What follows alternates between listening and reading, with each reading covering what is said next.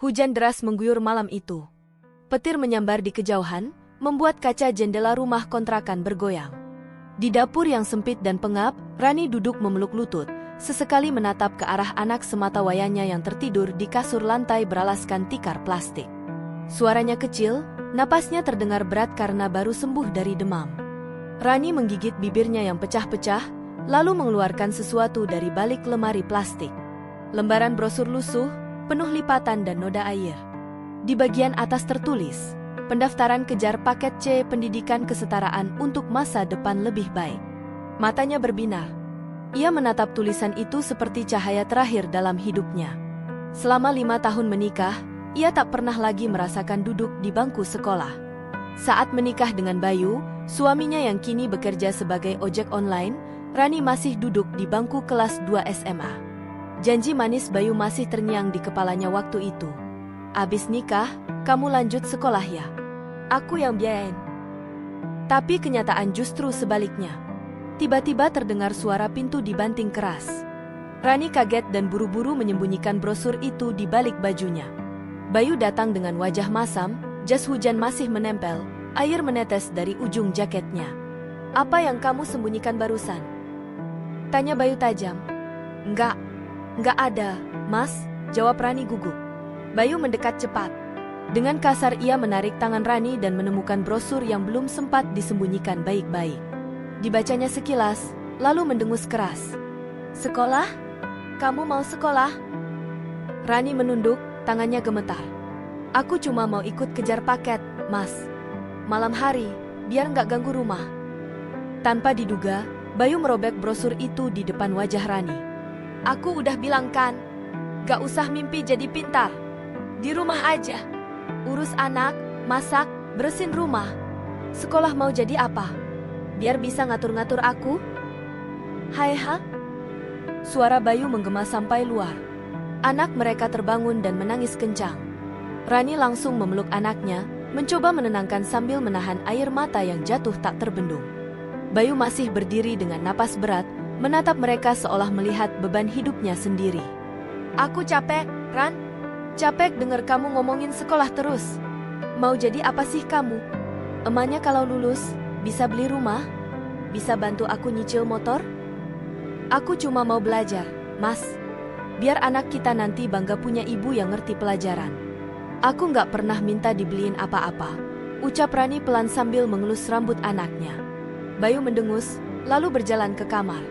Sebelum masuk, dia berbalik dan berkata dingin, besok pagi, jangan harap aku kasih uang belanja. Buat orang yang masih mimpi sekolah, mending cari makan sendiri. Pintu dikunci dari dalam. Rani terduduk lemas, pelukannya makin erat pada anaknya yang masih terisak. Air hujan di luar seakan menyatu dengan air matanya. Dunia seakan menghukumnya hanya karena ingin pintar. Keesokan paginya, dapur kosong. Tak ada sayur, tak ada beras. Rani membuka dompet kecil di balik lemari. Isinya cuma 2 lembar uang 5 ribuan. Itu sisa uang belanja seminggu lalu yang ia sisihkan sedikit demi sedikit. Ia berdiri di depan cermin kecil yang menempel di tembok. Wajahnya pucat, rambutnya lepek, tapi di matanya ada tekad yang perlahan menyala. Pagi itu ia pergi ke pasar beli sayur, lalu mampir ke warung fotokopi. Ia minta brosur kejar paket yang baru. Si ibu warung yang mengenalnya tersenyum dan menyemangatinya. Kalau ada kemauan, pasti ada jalan, Bu Rani. Saya juga dulu ambil paket C, bisa kerja sekarang, ucap si ibu itu sambil menyerahkan brosur. Rani mengangguk, tapi senyumnya masih tipis, karena dia tahu jalan yang akan dia lewati tidak akan pernah mudah. Malam hari, setelah Bayu pergi kerja dan anaknya tertidur, Rani membuka brosur baru itu dan mulai mencatat semua persyaratan. Ia bertekad menyembunyikannya lebih rapi, dan kali ini, ia tak akan menyerah hanya karena bentakan. Tapi saat ia sedang menulis, tiba-tiba ponsel Bayu yang tertinggal di atas meja berbunyi. Rani menoleh cepat. Nama di layar terpampang jelas, Dinda sayang tanda ciuman. Pesan itu masuk. Sayang, makasih ya udah transfer buat SPP semester depan. Aku makin semangat kuliah karena kamu. Tangan Rani langsung dingin. Ia membuka isi pesan lain, dan hatinya hancur pelan-pelan. Besok jemput aku jam 10 ya, aku mau fitting jas wisuda. pakai motor kamu yang baru ya? Air mata Rani menetes. Napasnya tercekat. Suaminya, yang melarang dirinya sekolah, menghina impiannya, bahkan tak rela mengeluarkan uang belanja, ternyata membiayai kuliah perempuan lain. Dan bukan hanya itu. Di galeri, ia menemukan foto Bayu dan Dinda berdua di depan kampus dengan ekspresi bahagia. Mereka tertawa. Mereka bergandengan tangan. Mereka berpelukan. Rani menutup mulutnya agar tidak menjerit. Tapi tangisnya sudah tumpah. Di balik remang dapur kecil itu, untuk pertama kalinya, hati seorang istri hancur bukan karena dipukul, tapi karena dikhianati impiannya oleh orang yang ia percaya. Malam itu, Rani tidak bisa tidur. Setelah membaca semua isi pesan dan melihat foto-foto Bayu bersama perempuan bernama Dinda, dunianya seakan runtuh. Tangisnya tak bersuara, tapi air matanya tak berhenti menetes. Ia duduk di ujung tempat tidur, memeluk lutut sambil mengelus rambut anaknya yang masih lelap. Matanya menatap kosong ke arah ponsel Bayu yang masih tergeletak di meja. Perasaannya campur aduk, marah, kecewa, hancur. Tapi di balik semua itu, ada sesuatu yang baru muncul di dadanya, tekad. Aku gak boleh terus jadi perempuan bodoh, bisiknya lirih. Aku bukan bodoh, aku cuma dibodohi. Esok paginya, Rani bersikap seperti biasa. Ia tetap menyiapkan sarapan, walau hanya dengan nasi dan telur ceplok. Bayu pulang pagi dengan wajah kusam, dan begitu masuk rumah, langsung merebut sisa rokok dari atas meja. Mana kopi? Bentaknya tanpa menatap Rani. Rani mengangguk, menyiapkan kopi sachet dengan tangan gemetar. Tapi kali ini bukan karena takut, melainkan menahan gejolak di dalam hatinya. Ia tak mau Bayu tahu bahwa ia sudah membaca semua isi ponselnya semalam. Bayu minum kopi sambil memainkan ponselnya. Ia tak sadar bahwa Rani sedang menatapnya dari belakang, menahan diri agar tidak menghancurkan gelas di tangannya sendiri. Setelah Bayu tidur, Rani kembali membuka brosur kejar paket C yang kemarin disimpannya di dalam rice cooker rusak. Ia mulai mengisi formulir pendaftaran dengan tulisan tangan rapi. Ia akan mulai sekolah minggu depan. Sekolah malam, seminggu 2 kali. Ia sudah bicara diam-diam dengan tetangga, Bu Yayah, agar bersedia menjaga anaknya sebentar setiap kali Rani pergi belajar.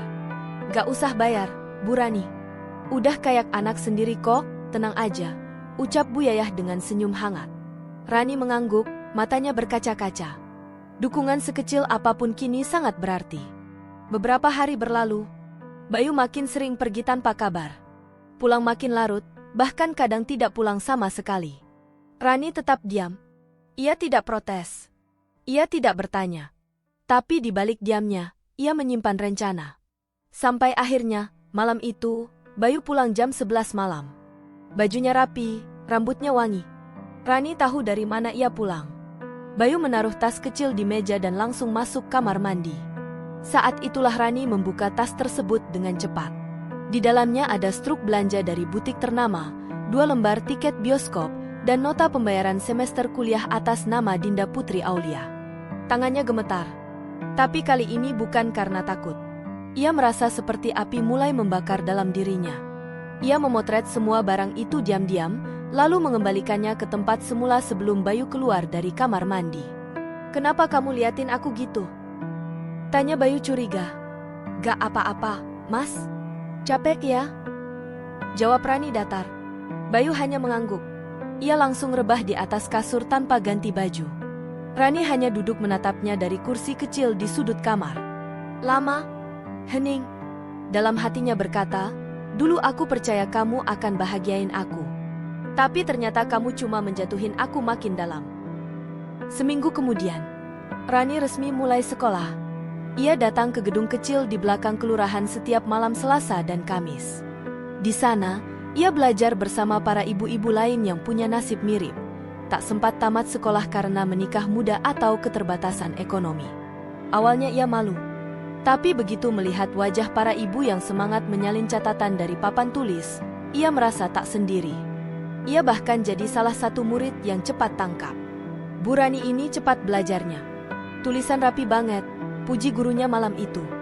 Ia tersenyum, lalu diam-diam menuliskan satu kalimat di balik bukunya. "Aku bukan ibu bodoh. Aku sedang berjuang diam-diam untuk jadi kuat." Sampai suatu malam, ia pulang lebih larut dari biasanya. Langit gelap. Ia mengetuk pintu kontrakan pelan karena tak mau membangunkan anaknya. Tapi begitu pintu terbuka, Bayu berdiri di depan dengan wajah gelap. Dari mana? Suaranya rendah tapi menakutkan. Dari rumah Bu Yayah. Tadi anak rewel, aku bantuin bentar, jawab Rani, mencoba menahan degup jantungnya. Bayu melotot. Ia memegang tangan Rani dan menciumnya. Kamu bohong ya? Bau kertas dari tangan kamu ini khas banget. Kamu ngapain? Rani kaget. Ia mencoba menarik tangannya, tapi Bayu makin keras menggenggam. Aku tanya baik-baik, kamu sekolah lagi ya? Rani terdiam. Untuk pertama kalinya, ia tidak takut lagi. Iya, jawabnya mantap. Aku sekolah. Aku capek terus-terusan dilarang mikir. Aku capek dibilang bodoh, padahal kamu sendiri yang hidupnya paling bego. Plak! Tamparan mendarat di pipi Rani. Anak mereka terbangun dan menangis. Bayu mengamuk, membanting buku dan tas sekolah Rani yang ia temukan di dalam lemari. Semua dibuang ke lantai. Kamu gak pantas jadi istri kalau berani ngelawan aku. Rani memeluk anaknya erat.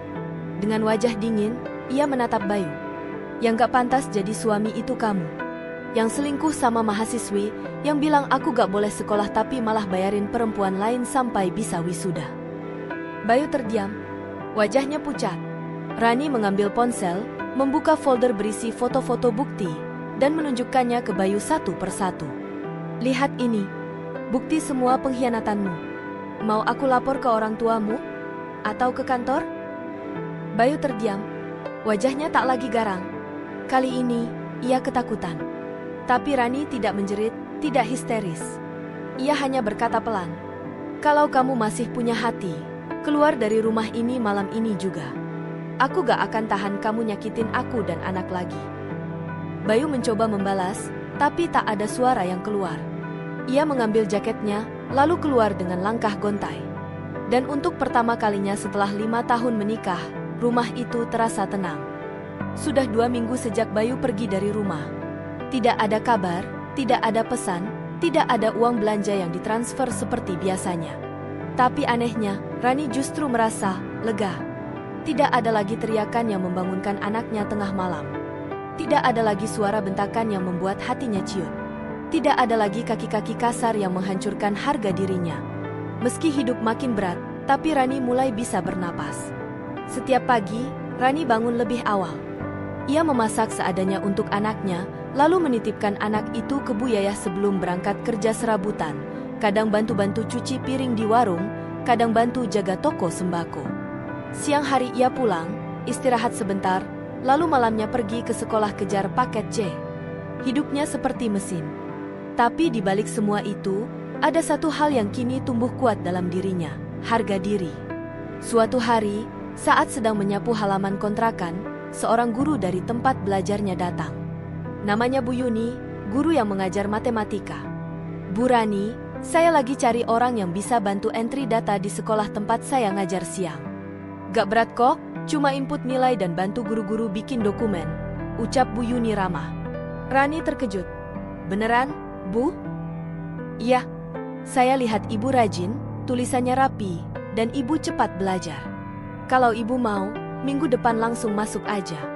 Nanti saya ajarin pelan-pelan. Tanpa pikir panjang, Rani langsung mengangguk sambil berkaca-kaca. Hari itu, untuk pertama kalinya dalam hidupnya, Rani merasa dihargai karena kemampuannya, bukan karena statusnya sebagai istri siapa. Pekerjaan itu membuka jalan baru. Rani mulai belajar komputer. Ia belajar mengetik 10 jari, belajar Excel, dan bahkan mulai berani membuka email serta belajar mengisi formulir online. Semua ia lakukan di sela-sela pekerjaan dan sekolah. Dan yang membuatnya makin semangat, anaknya kini sudah bisa masuk TK gratis di dekat tempat kerjanya. Setiap hari, mereka berangkat bareng. Rani dengan tas kecil berisi laptop tua hasil pinjaman sekolah, dan anaknya dengan tas sekolah bergambar kartun. Setahun berlalu, Rani lulus dari kejar paket C dengan nilai terbaik. Ia bahkan diundang ke acara kelulusan besar yang dihadiri Dinas Pendidikan Kota. Di atas panggung sederhana, Rani berdiri dengan balutan kebaya sederhana pinjaman dari tetangga. Tangannya gemetar, tapi senyumnya tegak. Saat namanya dipanggil sebagai lulusan terbaik, semua hadirin berdiri dan bertepuk tangan. termasuk seseorang yang berdiri di ujung kerumunan. Bayu? Bayu tampak sangat berbeda dari terakhir kali Rani melihatnya. Wajahnya pucat, kurus, jaketnya kusam, dan matanya kosong. Ia berdiri jauh di luar pagar, menyaksikan Rani berdiri di atas panggung, menerima piagam, dan membacakan pidato kecil. Dulu saya dilarang sekolah karena dianggap tidak penting. Tapi hari ini saya berdiri di sini, bukan hanya sebagai lulusan, tapi juga sebagai seorang ibu, pekerja, dan perempuan yang tidak menyerah. Penonton bersorak. Beberapa bahkan meneteskan air mata. Bayu menunduk. Ia mencoba menyembunyikan wajahnya. Tapi tak bisa. Rasa malu menamparnya lebih keras dari apapun yang pernah ia rasakan. Usai acara, Rani keluar dari aula sambil menggandeng anaknya yang kini sudah berusia 5 tahun. Ia berjalan tenang menuju gerbang, tapi langkahnya terhenti. Di sana, Bayu berdiri menunggu. Ia menatap Rani dalam diam. "Ran," ucapnya lirih. "Aku nyesel." Rani menatapnya.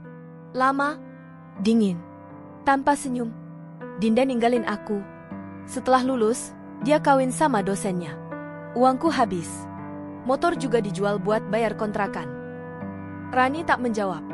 Bayu melanjutkan, "Aku cuma mau lihat anak kita. Sekali aja." Anaknya yang berdiri di samping Rani menatap Bayu bingung. Ia sudah jarang mengenali wajah ayahnya. Rani berjongkok, menatap mata anaknya, lalu bertanya pelan, "Kamu mau salaman sama dia?" Anaknya menggeleng, lalu bersembunyi di balik tubuh Rani. Rani berdiri lagi, menatap Bayu, kali ini dengan suara tenang.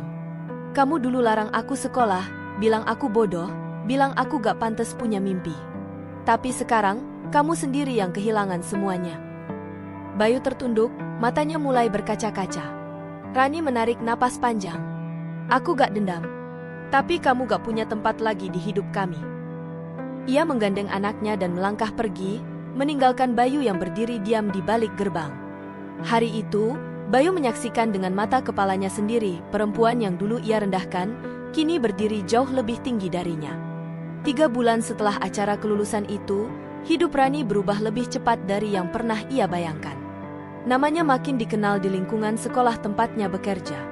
Bu Yuni yang dulu merekomendasikannya kini menjadikannya asisten pribadi. Tak hanya itu, pihak yayasan juga mulai mempercayakan Rani untuk mengurus administrasi keuangan sekolah.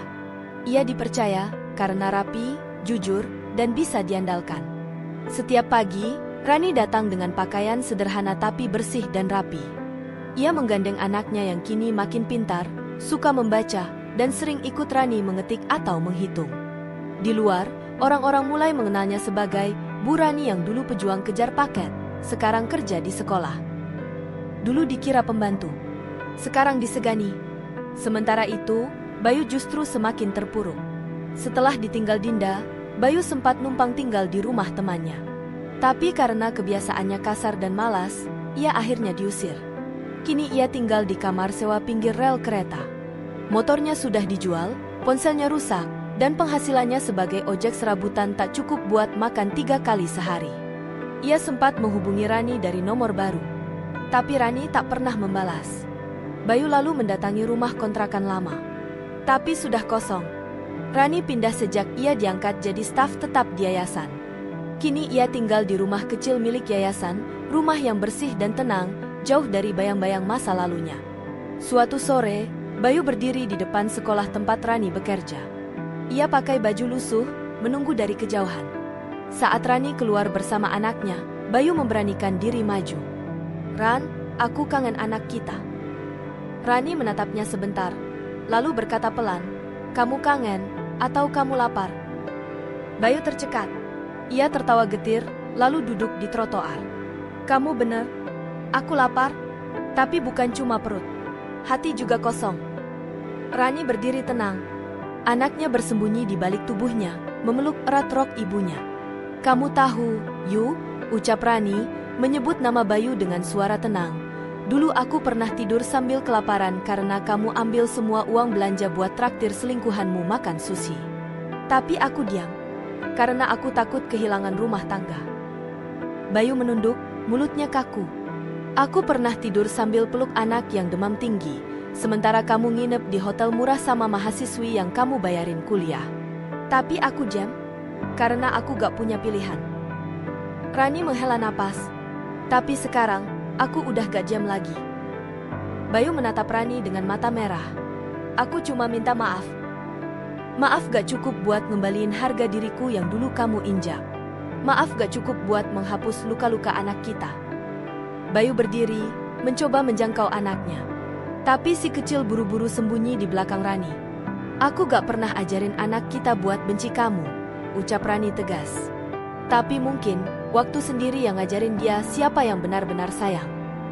Malam itu, Rani duduk di ruang tamu kecil rumah barunya.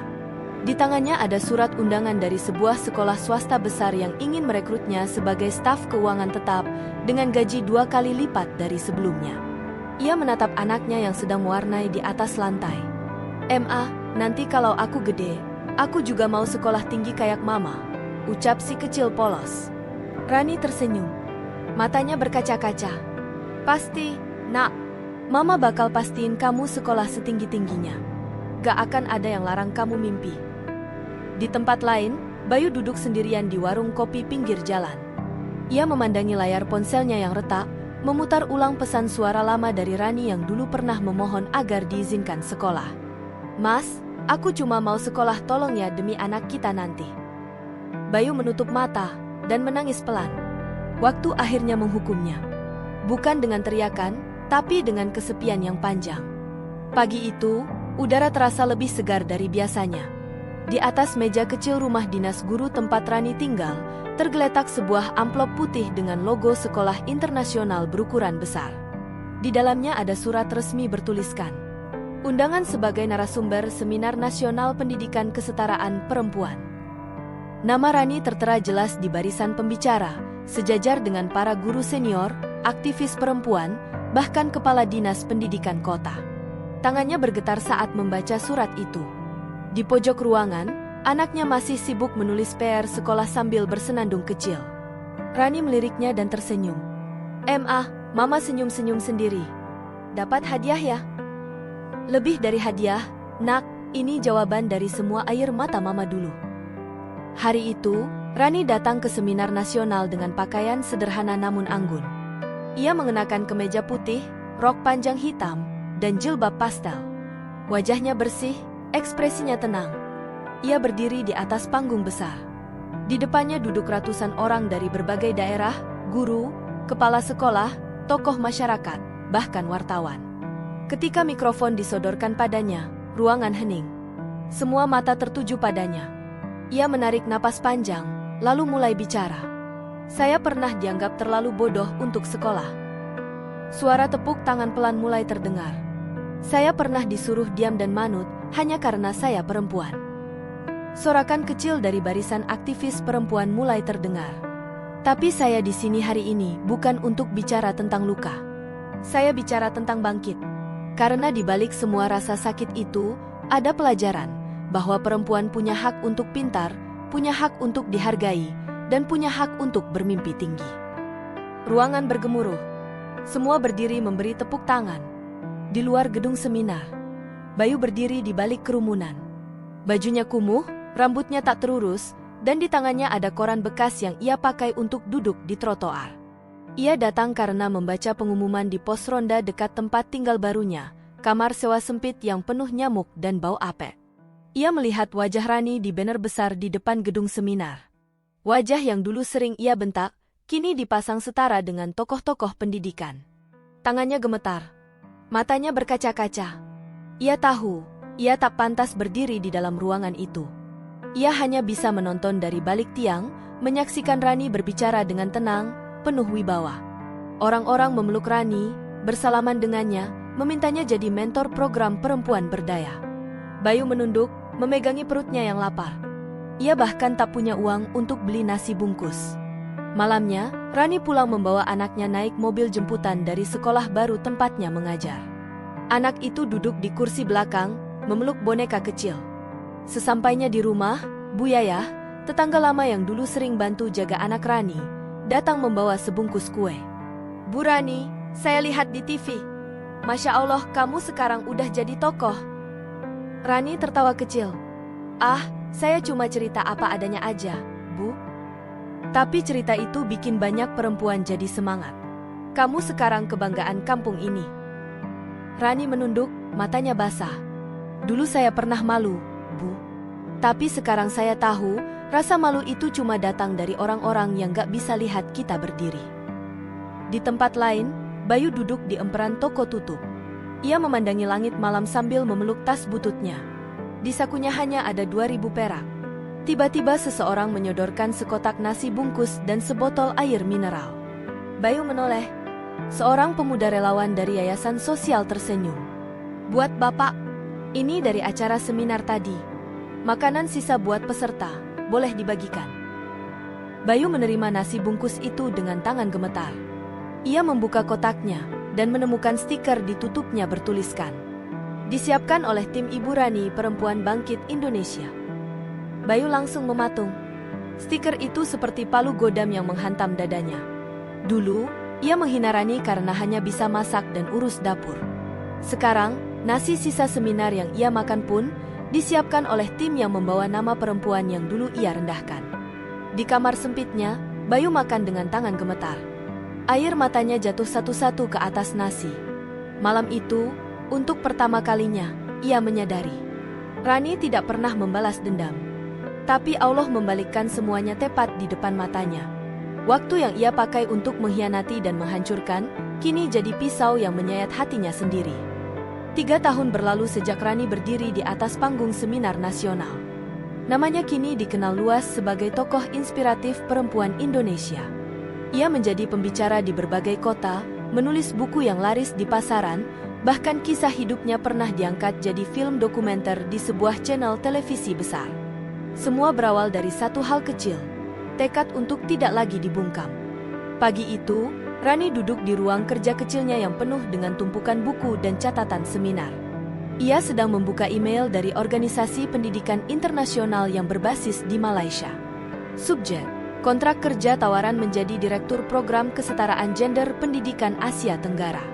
Tangannya bergetar. Tawaran ini bukan main-main. Gaji besar, fasilitas lengkap, kesempatan untuk membawa anaknya hidup di luar negeri dan mendapat pendidikan terbaik. Tapi keputusan itu tidak mudah. Sebab di kampung ini, ia sudah punya kehidupan baru yang stabil. Sekolah tempatnya mengajar tumbuh pesat. Ia dipercaya jadi kepala bidang pendidikan perempuan tingkat kota. Anak didiknya banyak yang sukses. Tapi malam itu, ia memutuskan satu hal besar. Ia ingin berangkat. Bukan untuk meninggalkan, tapi untuk membuka jalan lebih luas bagi perempuan-perempuan yang selama ini hidup dalam ketidakadilan seperti dirinya dulu. Hari perpisahan pun tiba. Sekolah mengadakan acara khusus untuk Rani. Murid-murid menangis, guru-guru memeluknya. Anak-anak perempuan mengalungkan bunga dan memegang poster bertuliskan, "Bu Rani, kami ingin seperti ibu." Rani tak mampu menahan air mata. Di tengah acara, Bu Yayah maju membacakan sambutan. Dulu, Rani pernah datang ke rumah saya hanya untuk minta tolong dititipkan anaknya 2 jam. Waktu itu saya nggak tahu, 2 jam itu ternyata pintu menuju perubahan hidupnya. Di balik keramaian, seseorang berdiri di bawah pohon mangga tua yang rindang di depan sekolah itu. Wajahnya tirus, rambutnya memutih, dan matanya sembab. "Bayu?" Ia melihat semua dari kejauhan. Saat acara bubar, ia memberanikan diri menghampiri mobil yang akan membawa Rani ke bandara. "Ran," suaranya serak, nyaris tak terdengar. Rani menoleh. Anaknya yang kini sudah duduk di bangku kelas 2 SD menggenggam tangan ibunya, lalu berbisik, "Ma, itu orang yang pernah bikin Mama nangis, ya?" Rani tersenyum pelan. "Iya, Nak. Tapi hari ini Mama gak akan nangis lagi." Ia menatap Bayu dalam-dalam. Bayu memelas, tubuhnya gemetar. "Aku gak minta banyak. Aku cuma pengen lihat kamu dan anak kita terakhir kali sebelum pergi. Aku gak punya siapa-siapa lagi." Rani menunduk sebentar. Kemudian ia buka tas kecilnya, mengeluarkan sesuatu, kertas cek bertanda tangan yayasan. "Ini bukan hadiah. Ini bukan balas budi. Ini hanya tanda bahwa aku sudah selesai." Bayu menatap kertas itu dengan tangan gemetar. Ini buat aku?" "Ya, buat bantu kamu bangun hidup yang baru." Kalau kamu mau berubah, itu tanggung jawabmu sekarang. Aku udah selesai memikul semuanya. Bayu menjatuhkan diri, menangis seperti anak kecil. Tapi Rani tidak menangis. Ia hanya berdiri tenang. Dulu kamu larang aku sekolah. Tapi sekarang, aku yang punya kesempatan bantu ribuan perempuan untuk bisa sekolah. Ia menggandeng anaknya, masuk ke dalam mobil, dan pergi. Bayu berdiri di tengah jalan, menatap mobil yang makin menjauh. Ia tahu, penyesalan memang datang terlambat. Tapi ini bukan akhir Rani, ini awal kehidupan baru yang tidak lagi bisa ia sentuh. Beberapa bulan kemudian, Rani duduk di kantor barunya di Kuala Lumpur. Di mejanya terpampang namanya lengkap dengan gelar. Rani Astuti, Direktur Program Kesetaraan Gender Asia Tenggara. Di dinding belakangnya terpajang kutipan yang selalu ia pegang sejak hari pertama ia berjuang. Perempuan yang kau rendahkan hari ini, bisa jadi orang yang akan menyelamatkan dunia besok. Di sudut ruangan, anaknya sedang menggambar di atas meja kecil. Gambarnya sederhana, seorang perempuan berdiri di podium, dikelilingi anak-anak kecil, dengan tulisan besar. Ibuku, pahlawan yang pernah diusir dari sekolah. Rani tersenyum, menatap keluar jendela tinggi kantor barunya. Langit luas terbentang. Bukan lagi langit sempit kontrakan bocor seperti dulu. Kini hidupnya tidak lagi diatur oleh ketakutan, tapi oleh keyakinan.